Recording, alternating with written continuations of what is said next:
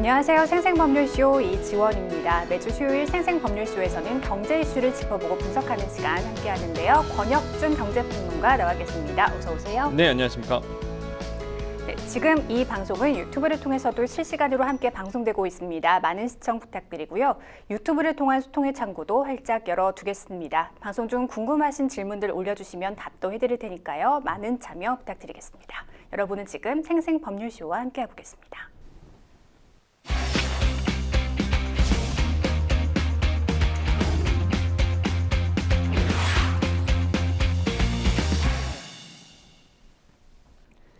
생생 코멘트 시작합니다. 요즘 가장 화제가 되고 있는 말은 무엇인지 그 말이 나온 배경과 의미를 짚어보는 시간인데요. 한 주간의 경제 분야를 달군 생생 코멘트 하나씩 살펴보겠습니다.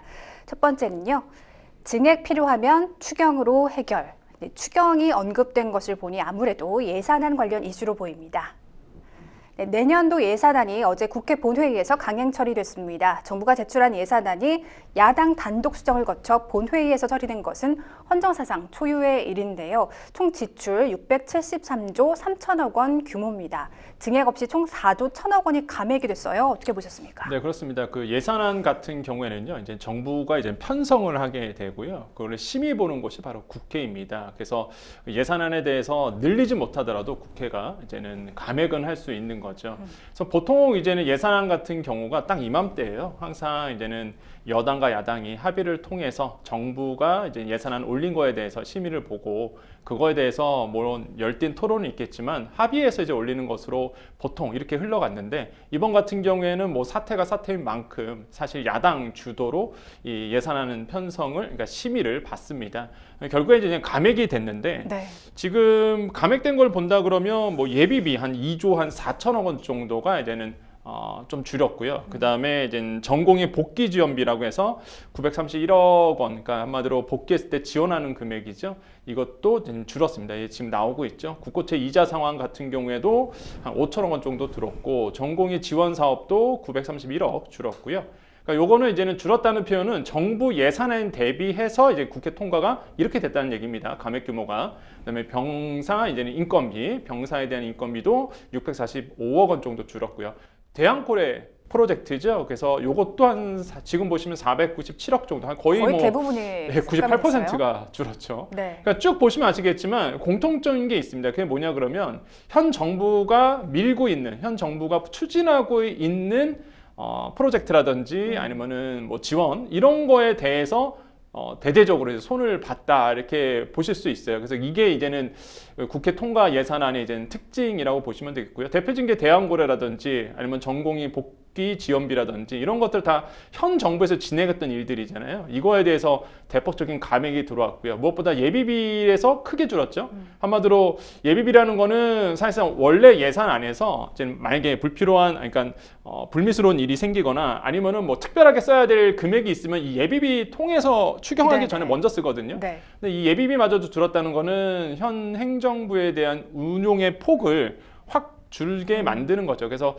지금 이렇게 좀 보실 수 있겠다, 좀 정리를 해드립니다. 네, 물론 과하게 책정된 예산이나 필요 없는 예산은 뭐 삭감이 돼야 하는 게 맞는데요. 가뜩이나 계엄 후폭풍으로 경기 침체가 더 우려되는 상황입니다. 특히 예비비의 경우 2조 이상 깎이면서 당장 뭐 내년부터 민생과 치안, 재난, 재해 등 사회복지 등에서 재정 공백이 발생하지 않을까 하고 우려의 목소리가 나오고 있는데요. 특히 민주당이 얘기하는 선 감액 후 추경으로 인해 염려되는 것들은 어떤 게 있을까요? 그러니까 지금 민주당, 야당 쪽에서는 어떤 얘기를 하냐면 그래 부족해? 그러면 그때 가서 추경하자. 필요할 때마다 하겠다. 네, 그래서 만약에 뭐 특별한 일이 생긴다, 이거는 지금 예산 갖고 힘들다, 그러면 이제는 추경을 하자라는 이제 이야기고요.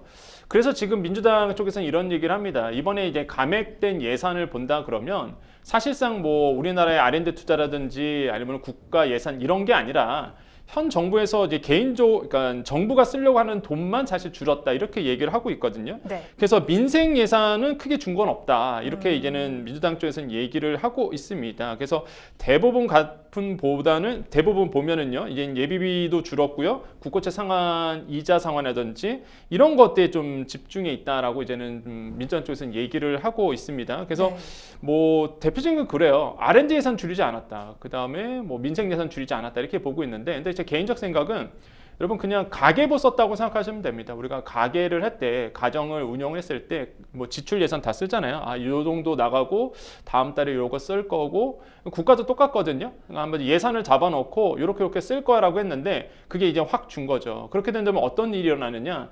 제 개인적 생각은 오히려 재정 지출을 더 늘려야 된다고 보거든요. 그러니까 더 재정 지출 늘려서 지금 소비가 안 되잖아요. 그다음 네네. 투자도 안 됩니다. 네. 그러면 이제는 재정 지출이 남아 있는데 GDP에서 물론 순수출도 있겠지만은 재정 지출을 좀 늘려줘야 되는 부분이 있는데 오히려 감액했다라는 거죠. 그래서 저는 이거는 사실 조금 정치적인 이슈로 이제 다가갔다라고 저는 생각을 예산안을 해보겠고. 통해서 좀 여당을 압박하는 효과가 그죠? 있는 거군요. 압박, 노골적으로 진짜 압박을 하고 있는 거고 네. 그러다 보니까 저는 오히려 내년도에 이제는 성장률, GDP 성장률에 악영향을 줄 수 있다. 그래서 이제 민주당도 그거를 알죠. 모르는 바 아닙니다. 그러다 보니까 이제는 그럼 그때 가서 추경하겠다 그런 얘기거든요. 그래서 이렇게 접근 방법이 좀 다르다라고 좀 말씀을 드리겠고 개인적 생각은 좀 안타깝다 이렇게 말씀을 드립니다. 네, 윤석열 대통령이 강력 추진해왔던 동해 심해 가스전 프로젝트를 위한 시추선이 지난 9일 부산항에 도착했습니다. 하지만 지금의 정국에서 또 예산의 대부분이 삭감된 상황에서 계획대로 좀 순조롭게 진행이 될 수 있을까요? 못하죠. 예, 이건 그러니까 순조롭게 진행 안 될 겁니다. 진행 왜 그러냐? 불가능한 수준으로 예산이 그렇죠. 삭감된 예산이 상황이잖아요. 거의 삭감됐기 때문에 그런데 네. 지금 아시겠지만 웨스트 카펠라호 하면 시추선입니다. 이게 부산 이제 외항에 그 입항한 상태인데 지금 자재 싣고 있거든요.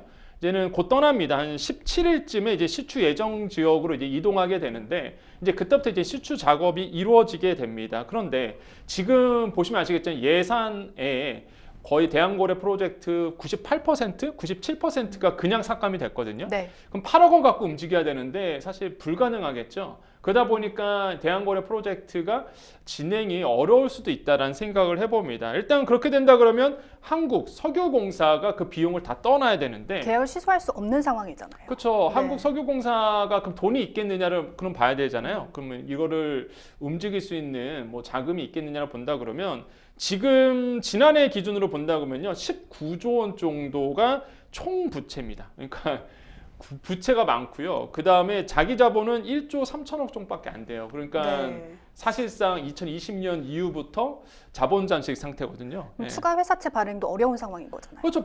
뭐 회사채 발행해봤자 누가 사겠어요, 사실상. 네. 예, 그러니까 지금 석유공사 입장에서는 회사채 발행할 수밖에 없는 부분이겠고, 근데 내가 투자자라도 물론 공사다 보니까 공사채다 보니까 뭐 나쁘진 않겠죠. 네. 하지만 부채가 이렇게 많은데 과연 인기가 있겠냐는 거죠. 결국에는 또 공사채를 발행해도 그거는 이제 부채로 또 쌓이다 보니까 뭐 재정이 더 악화될 가능성도 있고요. 그래서 결국에는 지금 이런 것도 이제 문제가 되고 아시겠지만 한 시공당 그러니까 이제 뚫지 않습니까? 네. 시출할 때 이제는 뚫어야 되는데 이게 한 시공당 봤을 때 1,000억 원 정도가 됩니다. 시추 1공당 봤을 때 그러면 그게 한 최소 5번 뚫는다 그러잖아요. 그럼 5,000억 원 정도가 들어갈 텐데 과연 이 비용이 감당이 되겠느냐부터 시작해서 그러면 1차는 그렇다고 쳐요. 1차 시공은 물론 뭐 그냥 뚫는다고 쳐도 2차부터는 돈이 되겠냐는 거죠. 그럼 결국에는 외자 유치를 해야 되는데 그렇게 된다 그러면 만약에 대한고래 프로젝트가 성공한다. 그러면 이게 우리 돈으로 거의 2,000조가 넘어간다고요. 경제적 이윤이. 만약에 정말로 석유가 발견된다 그러면 그 막대한 이익을 또 외국 자본과 나눠야 되는 부분도 있거든요. 그래서 이런 부분을 봤을 때 글쎄요, 이번 대한고래 프로젝트가 좀 순조롭게 진행이 될지. 근데 이미 아시겠지만 야당 쪽에서는 이 대한고래 프로젝트를 막으려고 합니다, 당연히. 그래서 네. 불필요한 예산이다 시작해서 이거에 대해서 부정적으로 보고 있기 때문에 네, 근데 그럴 수밖에 없는데 과연 그 안에 의미 있는 양의 뭐 석유나 그쵸. 가스가 있겠냐고 의문을 제기하는 분들이 많았거든요. 근데 그건 아무도 몰라요. 이거 뚫어봐야 아는 문제다 보니까 네. 이게 만약에 뚫어봐서 정말로 가스 석유가 발견된다 그러면 뭐 정부 추산입니다. 정말로 뭐 2,000조가 넘어간다고요. 이게 엄청난 경제적 이윤이거든요. 네. 그러니까 사실 만약에 정말로 정부 예상대로 나온다 그러면 좋은데 이게 확률상 그렇게 쉽지만은 않은 문제라는 거죠. 그래서 이제는 여당과 야당이 맞물려 있는 거라고 보시면 되겠고요. 예, 그래서 이런 것들이 이제 팽배하게 좀 맞서고 있습니다. 네. 그럼 이어서 다음 생생 코멘트 만나볼까요? 적극적 재정 정책과 온건한 통화 정책 이행해야 온건한 통화 정책, 어디서 나온 얘기일까요? 시진핑 중국 국가주석입니다. 중국 공산당 지도부가 내년 경제정책 기조를 내수 살리기에 초점을 맞추면서 통화 정책 완화를 강조했습니다.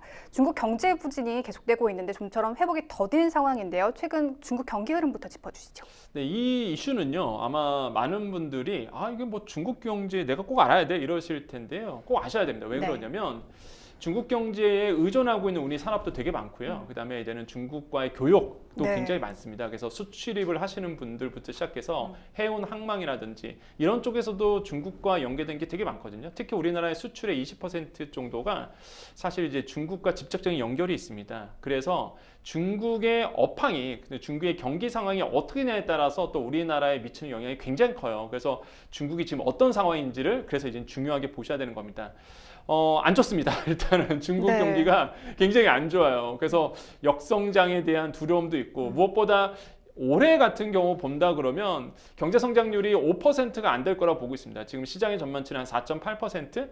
그러니까 중국은 5%의 성장을 목표로 잡았는데 그게 이제 안 된다라는 거죠. 네. 그래서 지금 중국 경기가 굉장히 안 좋고 무엇보다 지금 소비자 물가 지수를 본다 그러면 이게 0.2% 상승할 거다 이렇게 밝혔습니다. 11월 달 CPI 지수인데요. 사실 거의 물가가 안 오른다는 얘기예요. 그러니까 물가가 안 오른다는 얘기는 침체 구간에 있다 이렇게 이해하시면 되겠습니다. 그래서 사실상 물가의 목표치는 항상 어느 나라나 항상 2% 내외로 이렇게 잡고 있는데 그 거의 저성장 구조로 좀 가고 있고 디플레이션에 빠진 상태고 침체 국면에 있다 보니까 이 소비 자체가 안 되는 거예요. 그래서 물가도 안 오르게 되고 이런 상황이라고 보시면 되겠고 특히 이제 PPI 지수죠. 생산자 물가 지수. 이거는 소비자 물가 지수의 선행 지표로 쓰입니다. 이제 생산 물가잖아요. 그러다 보니까 생산이 물가가 안 오른다는 얘기는 그만큼 이제는 경제 활력이 떨어졌다는 얘기고 그게 고스란히 소비자 물가에 영향을 미치는데 이거 같은 경우는 마이너스 2.5%입니다. 그러니까 사실 생산자 물가 지수가 음수로 움직이고 있기 때문에 그만큼 지금 중국 경기가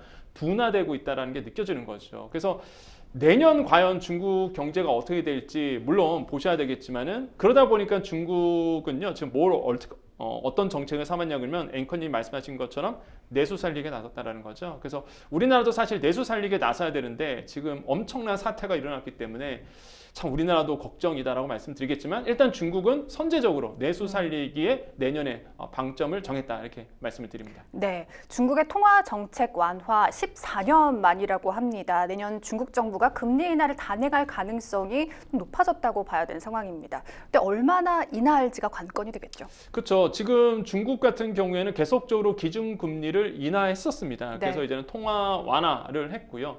사실 통화 완화라는 개념은 그렇습니다. 시중에 돈을 푼다 이렇게 보시면 되겠고 시중에 돈을 푼다는 얘기는 뭐 우리나라 보면 기준금리를 내려서 중국도 있습니다.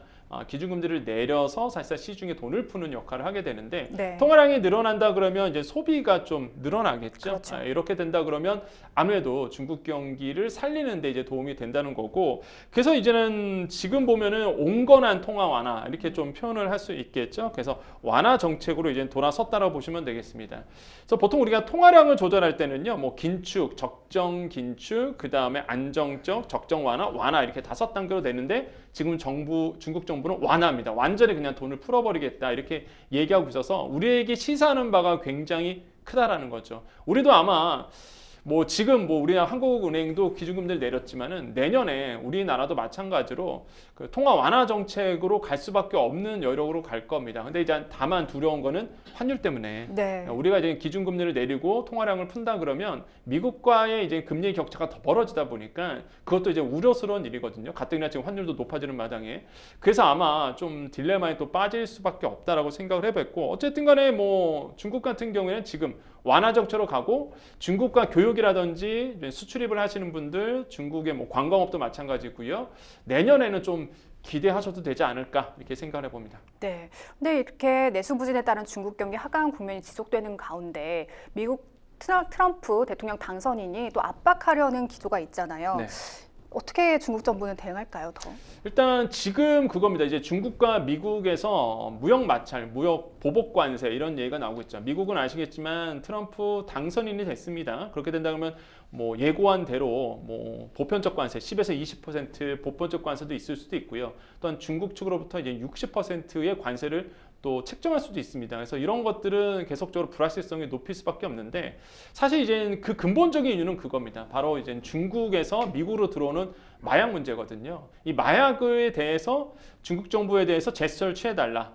뭐 직설적으로 이제는 말을 했습니다. 트럼프 당선인은 사형을 시켜달라. 이런 얘기까지 할 정도로 사실상 이제 중국에서 미국으로 들어오는 뭐 마약에 대해서 이제 규제를 해달라고 요청한 상태고, 만약에 이게 그대로 규제가 안 된다 그러면 우리는 보편적 관세부터 시작해서 네. 중국 쪽으로 관세를 할 수밖에 없다라고 얘기를 하고 있는데, 저는 이런 점은 굉장히 마음에 드는 부분이라고 생각을 해봐요. 그래서 지금 미국 같은 경우는 아시겠지만 마약으로 지금 무너지고 있습니다. 사태가 굉장히 심각하거든요. 네. 그래서 신종 마약 때문에 지금 젊은 친구들이 무너지고 있는 상황에서 트럼프 당선인이 이 부분을 콕 집었다는 거죠. 대부분이 지금 중국 쪽에서 흐르고 있거든요. 그래서 이런 부분에 대해서 강력하게 경고의 목소리를 냈다라는 거죠. 그래서 만약에 이런 어떤 마약의 문제가 해결이 된다 그러면 뭐 관세 부분도 어느 정도 풀릴 가능성도 저는 있다고 봐요. 그래서 뭐 지금 아직 불확실성이 있습니다. 어떻게 될지는 이제 2기 트럼프 행정부 2기가 이제 와야 되겠지만은, 현재로 보면은 사실은 유동적일 수도 있다. 그래서 너무 이렇게 중국 쪽으로 보편적 관세라든지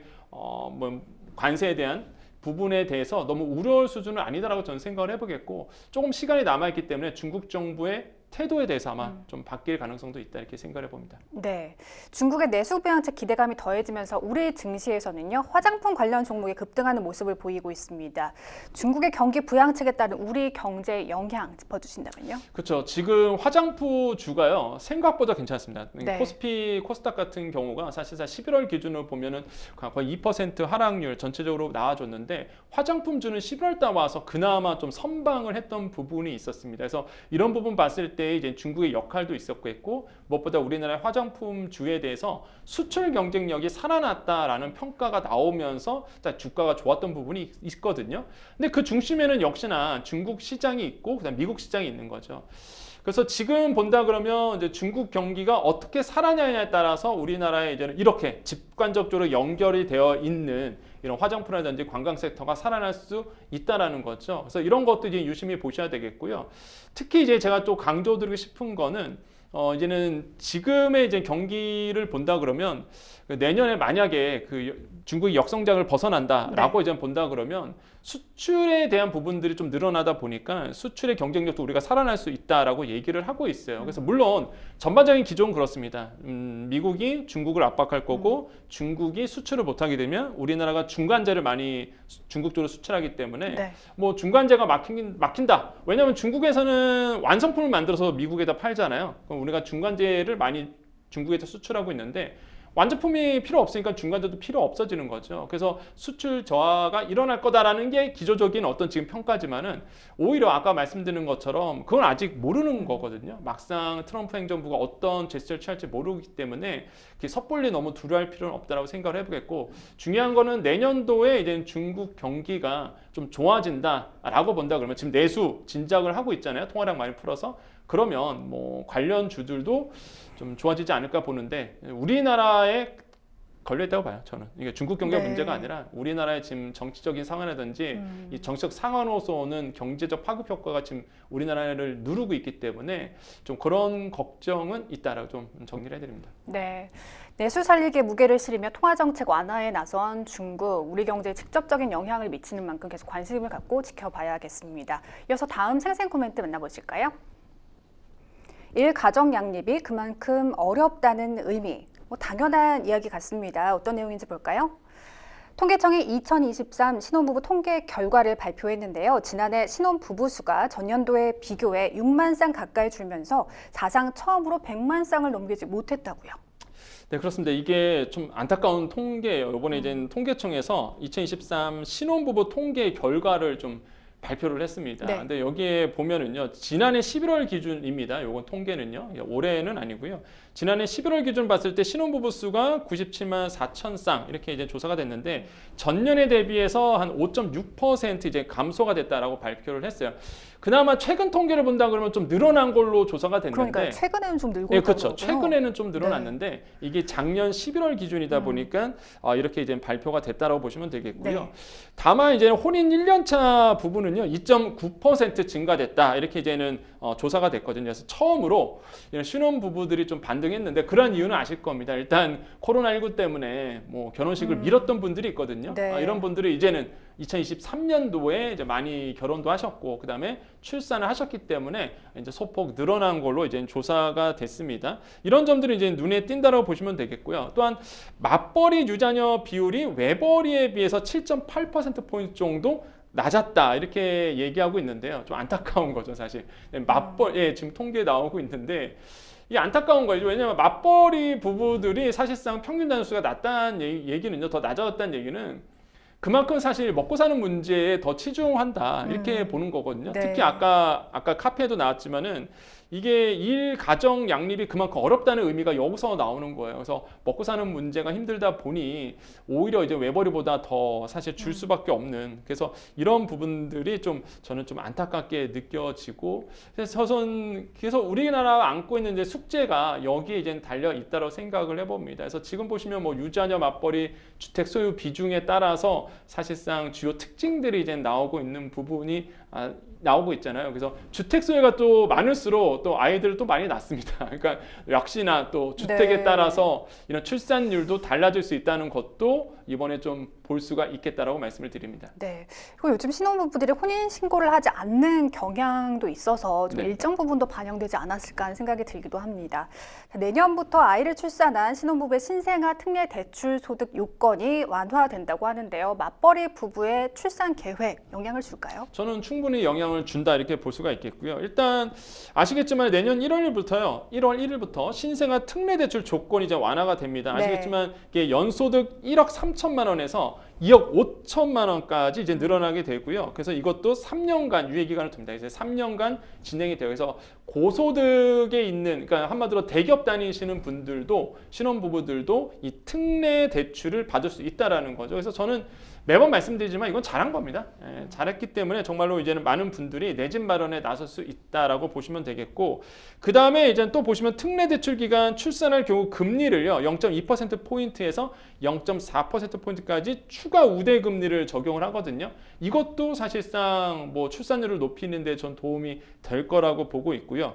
단 이제 구입자금 대상 요건은 똑같습니다. 이건 변한 건 없고요. 지금 아시겠지만 특례 대출 조건이 주택가액 9억 원 이하여야 되고 대출액은 5억 원까지 나옵니다. 요거 잘 기억하셔갖고요. 그 다음에 이제 전세자금 대출 같은 경우에도 수도권 5억 원, 지방에 4억 원 이하여야 되고요. 대출 한도는 3억 원으로 책정되어 있습니다. 요거는 기준이 바뀌지 않거든요. 그래서 요거 잘 기억하셨다가 뭐 말 그대로 내가 좀 소득이 높아서 그동안 특례 대출을 못 받았다 하시는 분들, 이번 기회에 정말로 신생아 아이를 낳으시고 내 집 마련하는 것도 저는 나쁘지 않다 이렇게 말씀드립니다. 네, 정말 먹고 사는 문제에 치여서 아이 낳고 기르기 힘든 사회임에는 분명해 보입니다. 더욱더 완화된 정책이 필요하겠죠. 네, 그렇습니다. 저는 과감한 정책이 항상 필요하다고 봐요. 매번 말씀드렸지만은 출산율은요 우리의 그 생존의 문제입니다. 그러다 네. 보니까 저는 뭐 과감한, 이렇게 뭐 특례 대출처럼 뭐 한 곳에서는 불평등이다 이런 얘기를 할지라도 저는 신생아를 많이 낳는 신혼부부라든지 또 출산을 많이 하는 가구들에 대한 뭐 베네핏, 한마디로 이점은 계속적으로 파격적으로 줘야 된다. 그래야지만 우리나라의 출산율이 높아질 수 있다고 보고요. 저는 이미 다 나왔습니다. 다 나왔기 때문에 불만이 없어요. 저는 지금 아이 낳는 이미 다 세대에게, 끝내셔가지고. 나이 낳는 세대들에게 저는 못 받을지언정 지금 아이를 낳는 신혼부부에게 뭐 파격적으로 진짜 뭐 아파트 지방에 있는 하나씩 네. 준다. 저는 불만 하나도 없거든요. 그 정도로 우리나라의 저출산 문제가 심각하기 때문에 네. 파격적인 어떤 정말 지원책이 나와줘야 된다고 생각을 해봅니다. 네, 지금까지 생생 코멘트 만나봤고요. 저희는 뉴스픽스로 다시 돌아오겠습니다. 여러분은 지금 생생법률쇼와 함께하고 계십니다.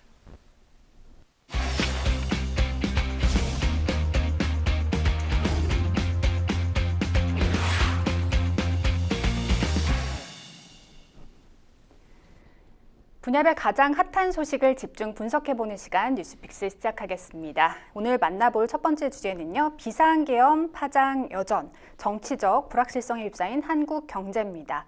불안한 전국이 경제 전반에 걸쳐 영향을 미치고 있습니다. 우선 증시 얘기를 안 할 수가 없습니다. 연 저점까지 내려갔다가 어제는 코스피 2,400선을 회복했습니다. 오늘도 2,400선에서 움직이고 있는데요. 최근 증시 흐름 짚어주시죠. 그렇죠. 이제 비상 계엄 사태 때문에 우리나라의 이제 금융 환경이 굉장히 악화되고 있는 거는 이미 여러분께서는 다 아실 겁니다. 그래서 첫 번째로 이제는 증시 환경이 굉장히 네. 변동성이 커졌다라고 보시면 되겠는데요.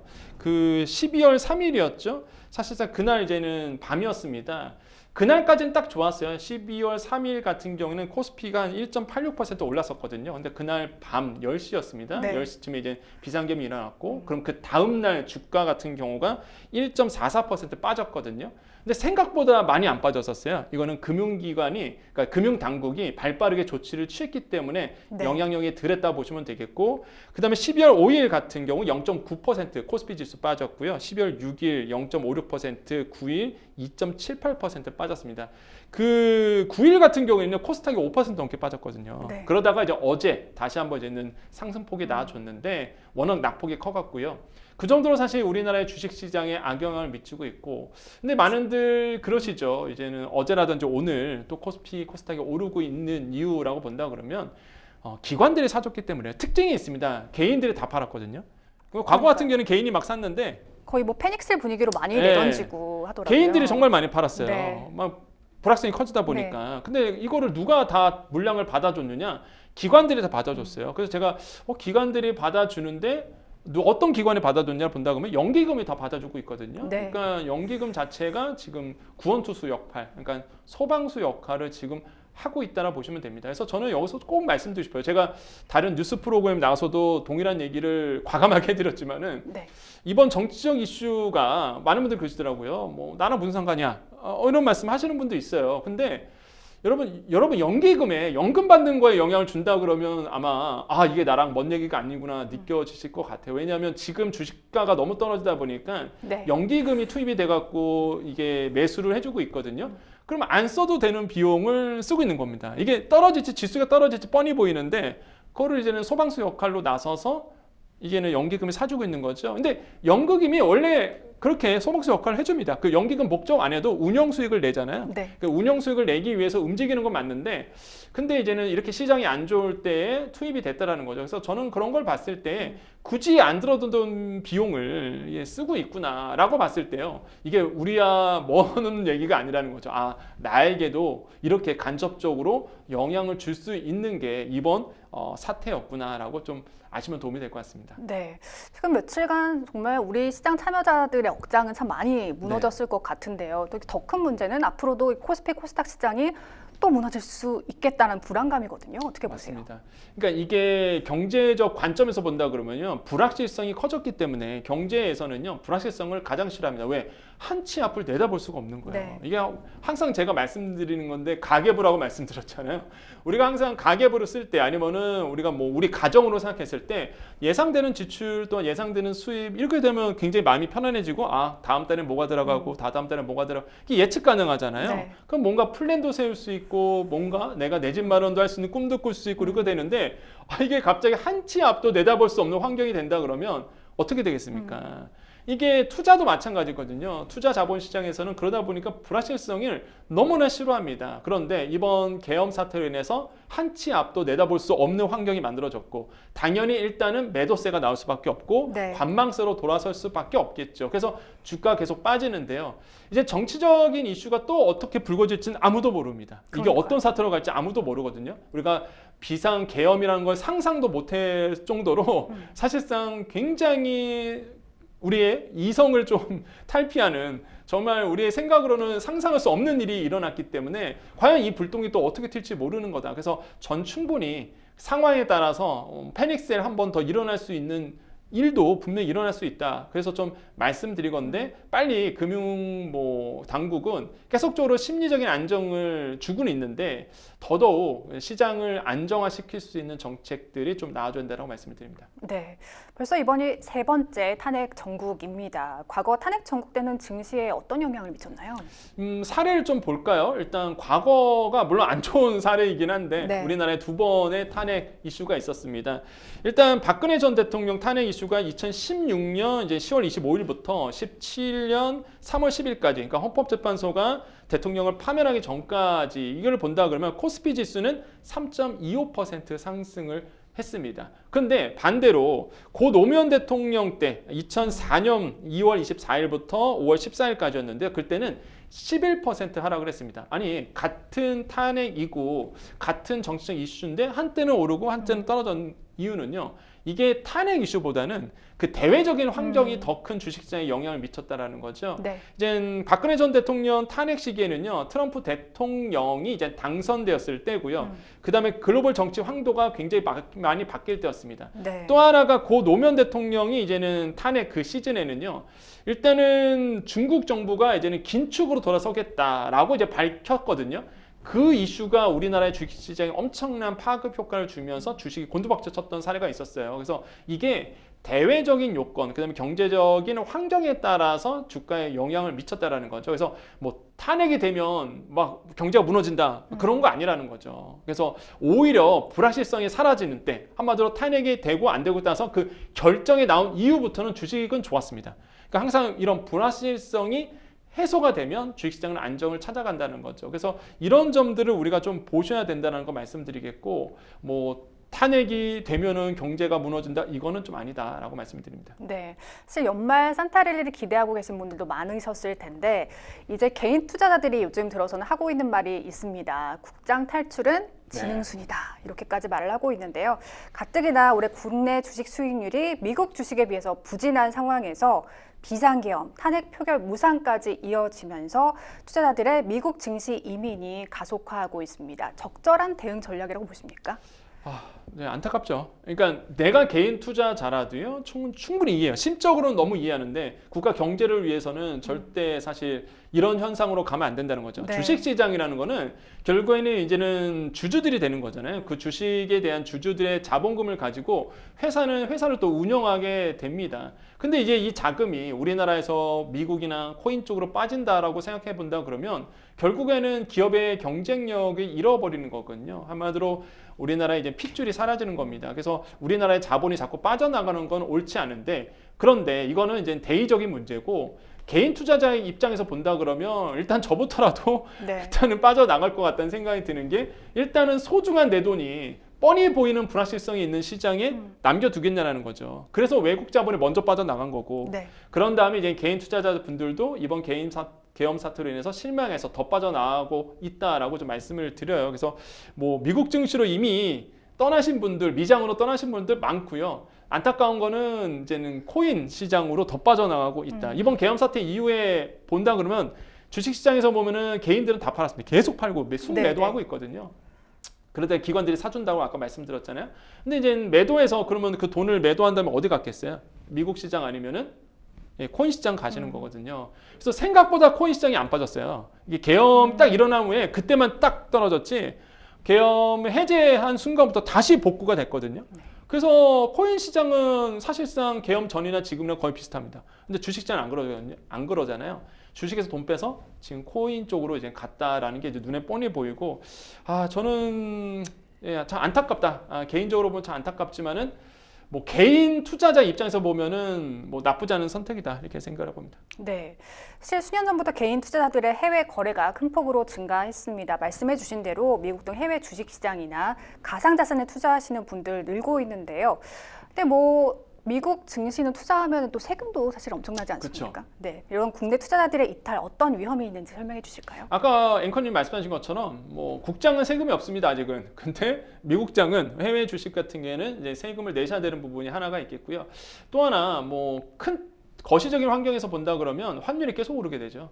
왜냐하면은 이제 달러 사는 거잖아요. 우리 돈 버리고 이제 달러 사기 때문에 사실상 이제 환율에 대한 부분도 압박이 줄 수가 있습니다. 그리고 세 번째는 아까도 말씀드렸어요. 우리나라의 이제는 기업의 경쟁력이 사라지게 되는 겁니다. 이제 자본시장이잖아요. 기업들은 이제는 주식시장을 통해서 이제 자본을 확보하게 되는 부분인데, 이렇게 우리나라의 뭐 주식시장의 매력도가 사라진다 그러면 사실 돈이 안 돌기 시작합니다. 그럼 이제는 기업들 같은 경우에는 투자 자금, R&D 자금도 확보하지 못할 뿐더러, 그렇게 된다 그러면 사실상 이게 장기적으로 데미지가 쌓이면서 기술에 대한 이제는 뒤처지게 될 수밖에 없겠죠. 이런 점들이 이제 눈에 보이지는 않지만 지금 현재 이게 데미지가 계속 쌓인다는 거죠. 그래서 이런 점들은 굉장히 좀 위험하다라고 말씀을 드려요. 그래서 참 이번 사태가 일어나지 않았어야 되는데 뭐 일어난 마당이다라고 좀 안타깝게 생각합니다. 네, 지금 가장 큰 문제가 환율이 아닐까 싶습니다. 원달러 환율이 계속 치솟고 있는데요. 다만 어제 코스피와 같이 전날보다 10원 넘게 좀 하락하는 모습을 보였습니다. 최상목 부총리가 급격한 시장 변화에 적극 대응하겠다며 좀 적극적으로 개입 가능성을 시사했기 때문에 영향을 받은 것으로 보이죠. 그렇죠. 저는 스무스 오퍼레이팅 그러니까 미세 조정 들어왔다고 보거든요. 그러니까 구두 경고하고요. 항상 이제 외환 당국은 구두 경고하고 실력으로 행사 들어가는데 저는 실력 행사했다라고 생각을 해보겠습니다. 그래서 지금 환율이 뭐 1,430원대, 뭐 40원대 이렇게 이제 가고 있는데 좀 보니까 한 10원 정도는 어제부터 좀 떨어진 것 같더라고요. 그래서 지금 외환 시장도 굉장히 출렁이고 있다고 생각을 해봐요. 그러니까 생각해 보시면 돼요. 이제 환율이 올라간다는 얘기는요. 과거에 우리가 1,300원 주고 물건 하나를 외국에서 사왔다 그러면 우리는 이제 1,400원을 줘야 됩니다. 근데 이게 뭐 100원 차이가 아니라 몇십 원 차이라도요. 이게 금액이 커지면 엄청난 금액이 돼요. 그래서 10원, 20원이 굉장히 중요하거든요. 네. 지금 1,400원을 훌쩍 넘었잖아요. 그러다 보니까 지금 이런 고환율 상태가 계속적으로 유지가 될 거고, 그럼 우리는 이제 물건을 더 비싸게 사와야 되는데, 근데 문제가 이겁니다. 공산품 당연히 비싼 돈 주고 사와야 돼요. 무엇보다 모든 사실 물건의 이제는 쌀이라고 할 수 있는 이런 석유 가격이 그거 아세요? 유가 글로벌 유가는 지금 떨어지고 있거든요. 근데 우리는 지금 떨어지지가 않아요. 우리나라 기름값은. 네. 왜? 환율이 오르다 보니까 이걸 상쇄하고 있거든요. 그러니까 안타까운 현실인 거죠. 그러니까 유가가 지금 글로벌 유가는 떨어지고 있는데 피부로 못 느껴요. 환율이 높아지고 있기 때문에 그렇거든요. 그래서 이제 석유 가격, 이런 유가가 사실상 좀 이렇게 계속적으로 높아질 가능성도 없지 않아 있다라고 생각을 해봅니다. 그러면 물건값 안 오르겠어요? 다 오르지. 결국에는 환율이 높아진다, 물건값 오른다, 수입 물가 오른다. 그러면 결국 소비자 물가도 오르게 된다. 고물가가 유지된다. 그럼 금리가 어떻게 될까요? 안 떨어집니다, 또. 네. 그럼 지금 부채 많으시고 레버리지 하신 분들 힘들죠. 특히 취약차주, 다중채무자, 금융기관 3군데 이상에서 대출하신 분들, 이런 분들 더 힘들어지는 겁니다. 결국에는 서민들이 일타적으로 타격을 받거든요. 그렇기 때문에 환율이 급격하게 높아지는 거는 좋지 않다라는 거예요. 그래서 지금 환율 당국이 나서면서 이제 환율을 안정시키기 노력을 하고 있으나 지금 제가 봤을 때는 계속적으로 1,400원 이상대로 갈 가능성이 굉장히 높다라고 말씀을 드리겠고, 그래서 이제는 걱정하는 부분들이 이런 겁니다. 또 많은 분들이 관심 있는 게 우리나라 외환보유고죠.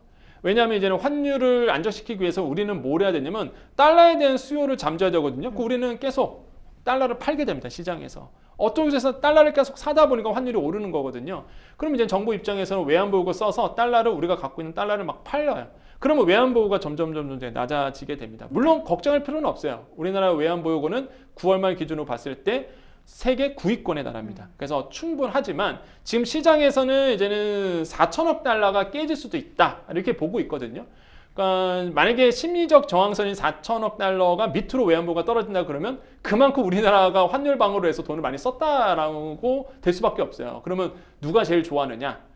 환투기 세력이 가장 좋아합니다. 이거 환율 더 끌어올려서 한번 환차익을 얻어야 되겠다라는 이런 어떤 뭐랄까요? 의욕을 사실 준다는 거죠. 환투기 세력에게. 그러겠죠. 그래서 이런 걸 사전에 끊어내기 위해서는 그게 바로 외환보유거든요. 야, 우리나라 외환보유고 잊어도 빵빵해. 니네 환투기 세력 들어와? 니네는 와봤자 다 손해야. 위협적으로 느껴지는데 이게 계속 떨어진다 보면 야, 이거 한국 시장 들어가서 환투기에서 이런 어떤 기회를 준다는 거예요. 그래서 저는 이런 거에 굉장히 좀 우려스럽다고 보시면 되겠고, 환율 방어에 지금 계속 나서고는 있다. 그래서 환율이 이렇게 높아지는 거, 또 이게 들어가지 않을 비용을 또 쓰고 있다라는 게 참 안타까운 거죠. 네. 어제 정부가 F4 회의로 불리는 긴급 거시경제 금융 현안 간담회를 열고 상황을 점검했습니다. 최근 금융과 외환 시장 변동성이 확대됐지만 우리 경제 펀더멘탈과 대외 건전성에 비해서는 과도한 측면이 있다 이렇게 진단을 했습니다. 정부가 제대로 현재 상황을 보고 있다고 보십니까? 정확히 봤죠. 네. 왜냐하면 저는 금융 당국은 칭찬을 많이 합니다. 제가 왜 그러냐면 잘 보세요. 이제 계엄 사태가 딱 터졌습니다. 막 주시장 출렁이었죠. 금융시장 완전히 출렁이었습니다. 그때 정말 발빠르게 움직였던 게 최상목 경제부총리였어요. 네. 이거는 뭐 인정할 거 인정해야 됩니다. 시장 잠재우기 위해 갖고요. 그냥 각국 재무장관한테 전화 돌리고 우리 한국 안전하다, 뭐 투자해도 된다부터 시작해서 그 다음에 이제는 금융당국에 뭘 움직였느냐? 증한 펀드 10조 원 내놓겠다. 그다음에 채안 펀드, 채권 안정 펀드 40조 원 뿌리겠다. 그다음에 RP 조건부 환매부 채권이라고 얘기하는데 네. 이거를 그냥 무제한으로 매입하겠다. 한번 유동성을 시장에 무조건 풀겠다는 거거든요. 이거는 잘한 거죠. 그러니까 시장의 네. 심리, 불안 심리를 잠재우기 위해서 정부가 진짜 발빠르게 움직인 건 맞습니다. 그래서 이런 거는 네. 정말 안 일어났으면 좋았을 텐데 일단 일어난 마당이기 때문에 뭐 이렇게 빠르게 움직였다는 부분은 굉장히 잘했고요. 그래서 시장이 그나마 덜 출렁였던 거예요. 그 다음날 지수가. 그래서 금융 안정을 위해서 지금 노력을 하고 있고, 그래서 무제한으로 사실 이런 환매 조건부 채권이라든지 이런 것들을 무제한으로 매입하겠다는 거는 제가 봤을 때는 시장의 불안 심리를 확실하게 꺾어놓는, 그러니까 불안 심리를 확실하게 꺾어놓는 역할을 전 했다고 봅니다. 그래서 이런 점들은 이제는 눈에 띄고요. 다만 지금 주의해야 될 건 있어요. 저는 만약에 문제가 생기면 회사채 쪽에서 먼저 문제가 생길 수 있다라고 보거든요. 네. 국채 같은 경우에는 뭐 대한민국이 망하겠습니까? 그러진 않을 거잖아요.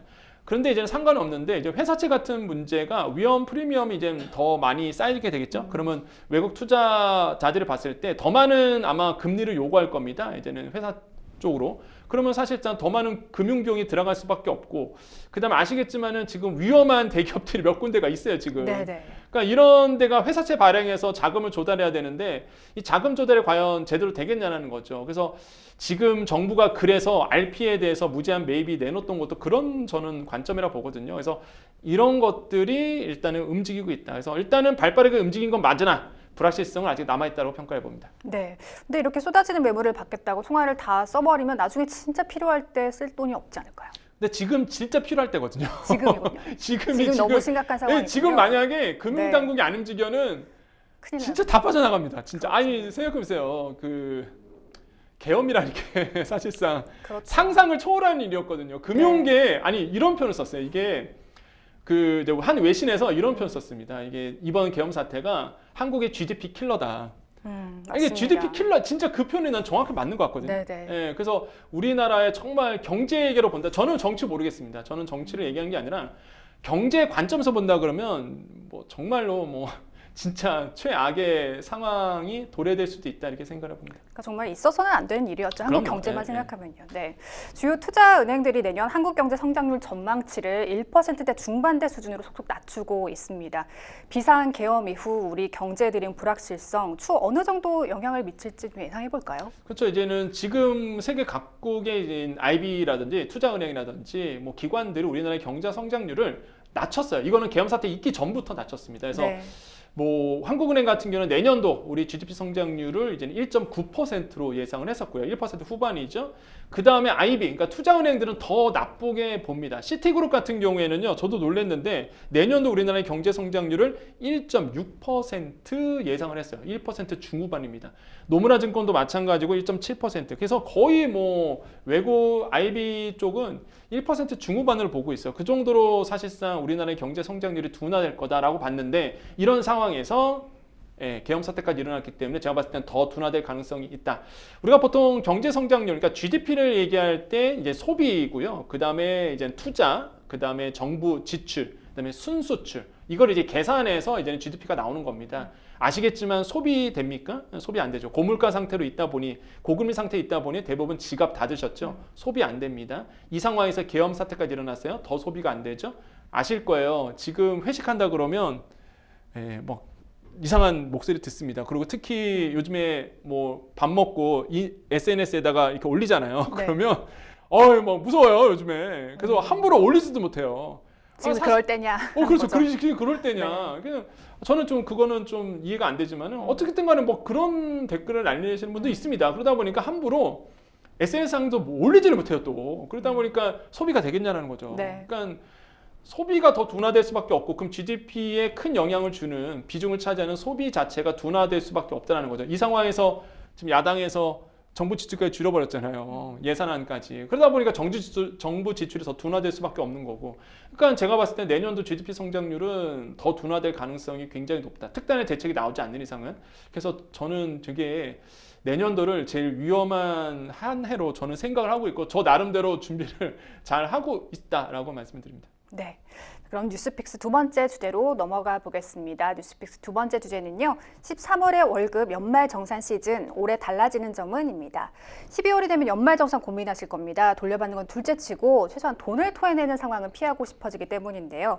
12월에 급하게 준비해서 연말정산의 결정세액을 최대한 깎고 많은 돈을 돌려받는 것은 욕심일까요? 아니, 왜 욕심입니까? 당연하셔야죠. 당연하죠. 당연히 해야 된다. 네. 그래서 항상 지금쯤 생각하시는 게 이미 뭐 12월 증권 10일이 넘어갔기 때문에 할 수 있는 건 많이 없을 겁니다. 진작하셔야 되겠지만 그래도 일단은 신용카드 많이 쓰시잖아요. 이런 것들을 고려하셔서 뭐 체크카드 쓰신다든지 어차피 사용액의 25% 넘어가는 금액을 주기 때문에 뭐 이때부터는 아마 체크카드 쓰는 게 더 좋지 않을까 생각을 하고요. 어쨌든 간에 뭐 세액공제, 소득공제 많이 받는 거 나쁜 게 아닙니다. 그래서 이런 것들은 받는 것이 욕심이 아니라 당연한 우리의 권리다 이렇게 생각을 해봅니다. 네, 방금 말씀해 주신 대로 연말 정산하면 소득공제, 세액공제가 있는데요. 둘 중 과연 어떤 항목에 좀 주력을 해야 할까요? 사실 세액공제가 더 좋죠. 왜냐하면 소득공제와 세액공제 두 가지로 나눠지는데요. 소득공제는 말 그대로 내가 소득을 지정하는 겁니다. 한마디로 내가 소득이 있잖아요. 거기서 지금 과세표준이라고 해서 과표가 잡히고 세율을 곱하게 되거든요. 네. 그러니까 소득공제라는 결국에는 내 소득을 낮추는 역할을 해요.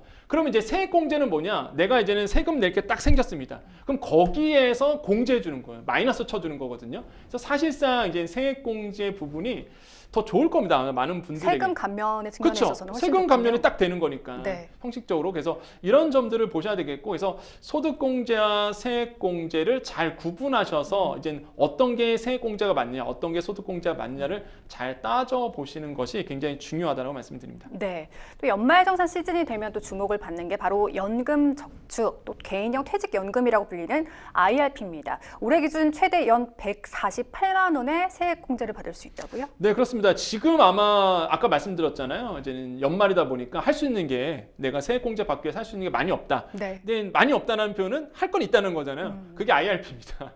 그러니까 연금저축이랑 IRP 같은 경우가 최대 이제 합쳐서 900만 원까지 최대한 보장, 그러니까 세액공제를 받을 수 있는 부분이 있어요. 그래서 네. 이런 부분 보셔야 되는데 총 금액은 1,800까지는 납입이 가능합니다. 근데 세액공제 받을 수 있는 게 이제는 900만 원까지예요. 그러니까 연금저축 600이잖아요. 그럼 IRP를 300을 넣어놓는 거죠. 그래서 총 900만 원, 합산해서 900이거든요. 세액공제 한도가. 그래서 900만 원 정도에 대해서 이제는 한도에서 세액공제를 받을 수 있는 부분이다. 그래서 그거를 이제 세율로 곱해 보면은요, 한 128만 원, 148만 원 정도? 요 정도 이제는 가능한 거예요. 왜냐하면 5,500만 원 이하의 신부 같은 경우는 개인 같은 경우는 16.5%의 세액공제를 적용받거든요. 그래서 한 148만 원 정도를 이제는 세액공제 받을 수 있다는 게 그래서 나오는 건데 중요한 게 있습니다. 아니 그러면 12월 지금 10월이 10일 정도 넘어가는데 그 IRP 이제 가입해도 되냐 하실 텐데 가입하셔도 됩니다. 이게 연말 딱 끝나기 전까지만 가입해놓고 돈 넣어놓으시면 되는 거거든요. 그래서 만약에 내가 난 지금 세액공제를 좀 받고 싶다 그러신 분들은 지금 가입하셔도 전혀 문제가 없어요. 다만 주의할 게 있습니다. 연금저축이나 IRP는 아시겠지만요, 연금이야, 연금. 이거 55세 이전에 빼버리면 내가 그동안 받았던 세액공제부터 시작해서 좋은 게 하나도 없습니다. 세금이 네. 더 나가요. 그리고 찾을 수도 없어요. 특별한 경우 빼고는. 그러다 보니까 연금이라는 상품이라는 걸 잘 기억하시고 무조건 내가 세액공제 많이 받기 위해서 연금저축 든다? 이건 아니라는 거죠. 그래서 본인의 상황에 맞춰서 운용하시는 것이 굉장히 중요하다고 말씀을 드립니다. 네. 그럼 ISA는 어떤가요?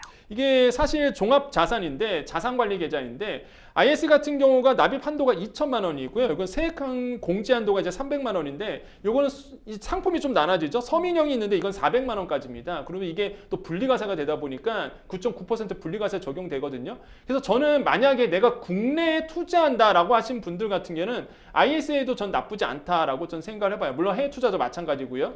그래서 이제는 ISA 계좌를 활용해서 투자하시는 분들은 ISA 계좌로 종합자산관리계좌로 운영하시는 것이 좋고, 나는 만약에 연금에 대해서 관심 있다 하시는 분들은 IRP 가입하셔서 세액공제 받으시는 게 좋다, 이렇게 좀 정리를 해드립니다. 네, 연말 정산할 때 매년 달라지는 부분을 좀 꼼꼼히 살펴야 할 텐데요. 올해 연말 정산 달라지는 점에 대해 알아볼까요? 일단 자녀세액공제를 보셔야 됩니다.